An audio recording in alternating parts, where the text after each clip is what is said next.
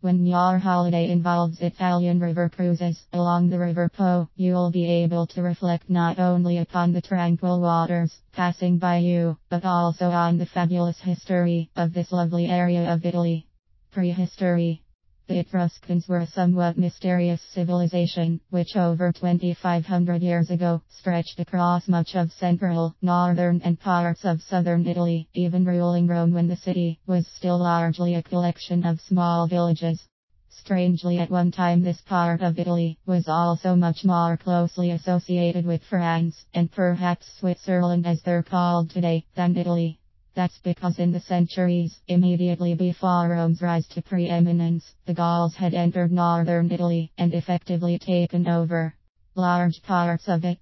So long before Rome entered onto the scene, this part of Italy had already seen a turbulent and multicultural past. History begins. Written in-depth history of the area really begins when in the 2nd century BCE, the Romans conquered the Gauls in the area and began their long march to empire. Over the following centuries, after Rome's decline, just about everyone passed this way, so to speak.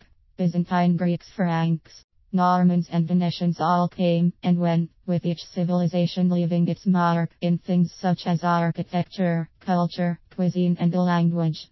It's perhaps the Renaissance, literally rebirth, that really defines this part of Italy. However, the great rediscovery of classical learning, art and science may have had its centers in places such as Florence, but great centers of learning and artistic expression also sprang up in places such as Mantua and of course, Venice. Later both France and Austria made claim to the area and, like all those that had gone before, contributed their small share to the region's development until it passed into the modern state of Italy in the mid-19th century. So it's possible to look at this long list of ancient people and wonder what relevance, if any, they have for those on today's Italian river cruises. Well, you'll certainly see their monuments as you pass by. Ducal palaces, cathedrals, castles, city walls, galleries, battlefields, they're all there. Then there are the more subtle legacies of the cuisines, linguistic influences and view of life. Yet above all, perhaps it's impossible not to associate the slow passage of the river, through which our vessel cuts, with the flow of time. For instance, in Ferrara, you'll pass by sites closely associated with notables such as Lucretia Borgia, critically important at the end of the 15th century.